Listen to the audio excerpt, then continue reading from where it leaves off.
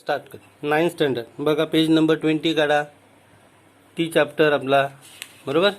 The story of the tea. 20 page number किती 20. बघा इथं. Does the habit of drinking tea spread to Japan, Europe and England. बरोबर. Habit म्हणजे लिहा. Habit spelling दिसतं तुम्हाला. वही आणि पेन घेऊन बसायचं आहे. हॅबिट म्हणजे लिहा सवय. The habit of drinking T, चहा पिण्याची सवय काय झालेली आहे, ती पसरलेली आहे. स्प्रेड म्हणजे लिहा पसरली. कुठं पसरली? इतर देशांना. टू जपान, जपानमध्ये पोचली. युरोप, बरोबर, अँड इंग्लंड. लक्षात आलं. या तिन्ही देशांमध्ये चहा पिण्याची सवय आहे ती पोचलेली. Where it became a fashionable and popular drink among the people. तिथे ती पोचली नाही तर त्या देशातील लोकांमध्ये ती लोकप्रिय झाली. पॉप्युलर म्हणजे लिहा लोकप्रिय. चहा हे लोकप्रिय पेय झालं. अँड फॅशनेबल, फॅशनेबल म्हणजे चैनीची वस्तू झाली समजा.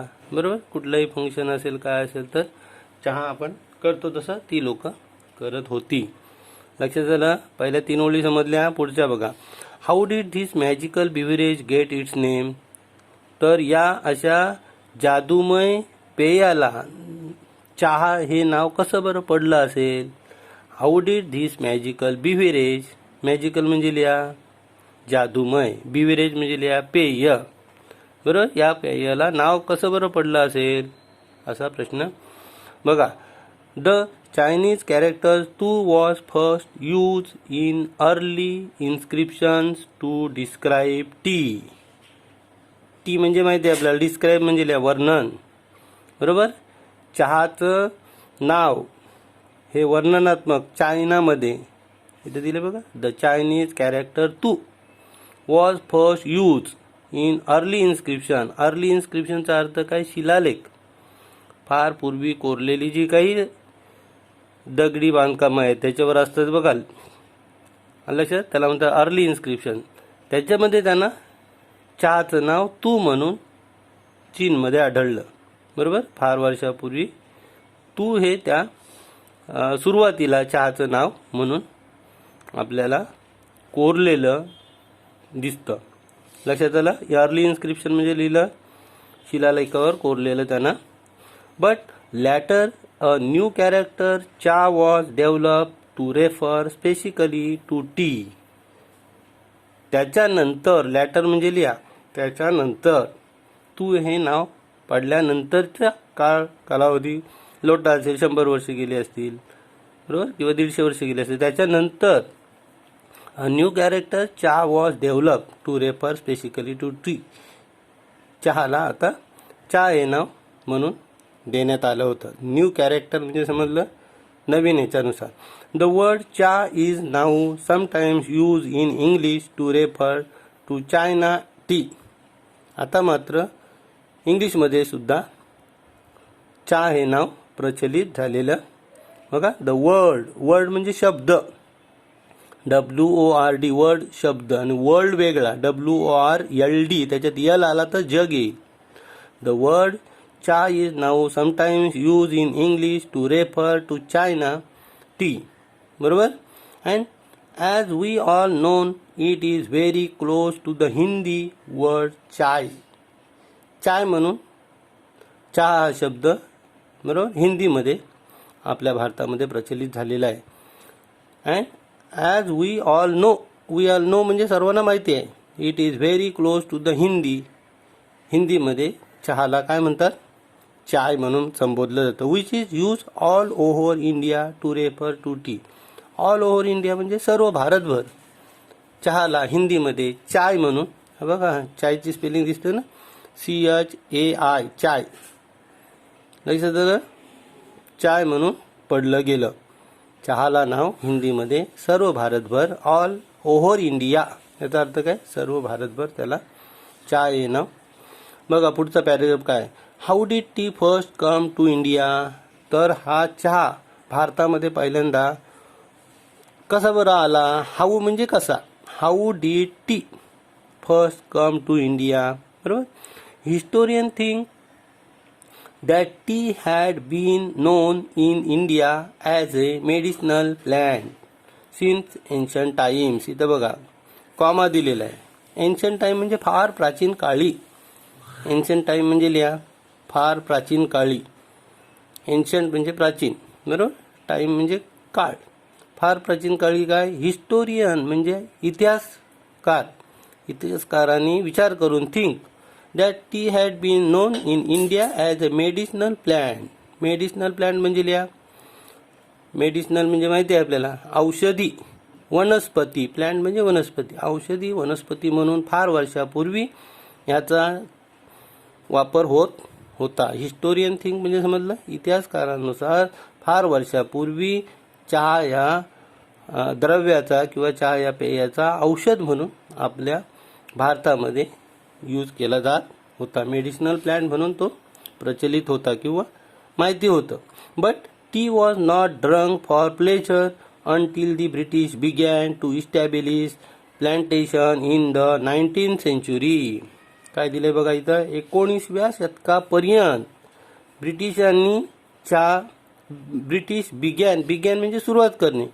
इस्टॅब्लिश प्लांटेशन म्हणजे जे काही चहाची लागवड आहे ती 19व्या शतकापर्यंत चहाच्या लागवडीपर्यंत कोणीही चहा म्हणून जास्त ते पीत नव्हते. But T was not drink. इथं दिलंय बघा नॉट ड्रिंक म्हणजे जास्त माहिती नव्हती किंवा फॅशनेबल म्हणून ती गोष्ट आपल्या भारतामध्ये प्यायली जात नव्हती.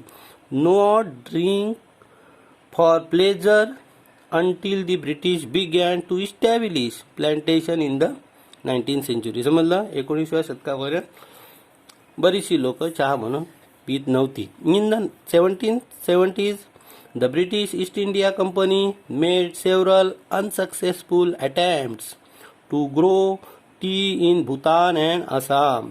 बघा काही त्यांनी सांगितलं की 1770 पर्यंत आपल्या भारतामध्ये ब्रिटिश ईस्ट इंडिया कंपनी होती, बरोबर. त्या ईस्ट इंडिया कंपनीने सेव्हरल अनसक्सेसफुल अटेम्प्ट्स दिल्या, म्हणजे कित्येक वेळा त्याचे प्रयत्न आहे. ते प्रयत्न कसले तर चहा लागवडीचे अनसक्सेसफुल झालेले आहेत, अयशस्वी झालेले आहेत. तरी पण त्यांनी हार मारली.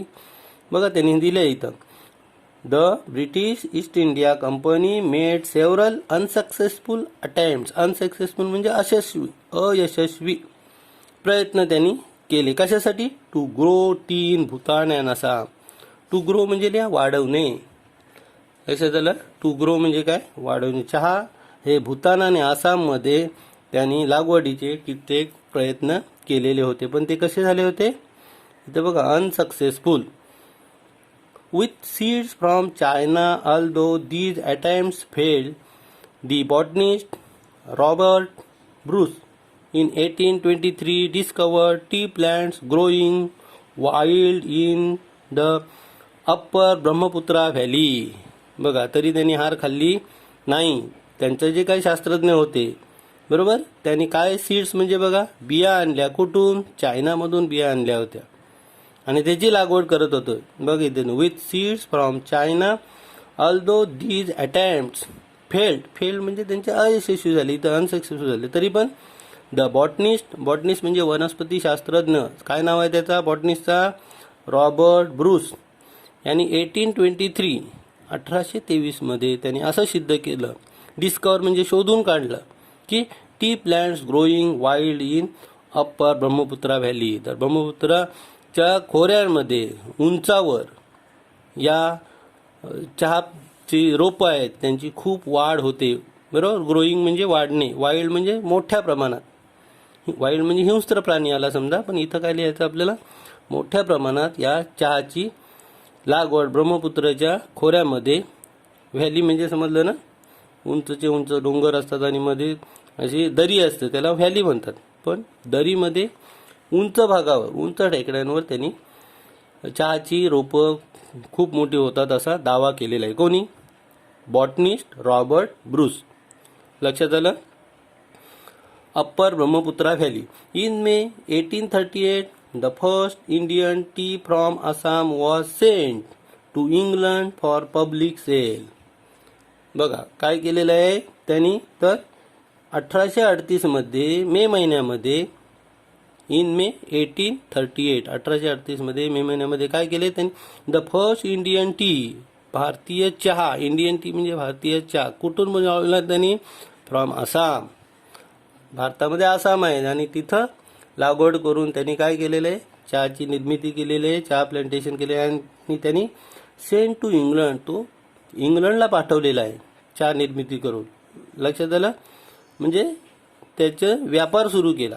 Assam was sent to England for public sale. Since then India has gone on to become one of the leading producers of tea in the world. आणि अशा प्रकारे भारत हा एक जागतिक पातळीवर काय झाला, चहा निर्मिती करणारा देश झाला किंवा चहा सेल करणारा.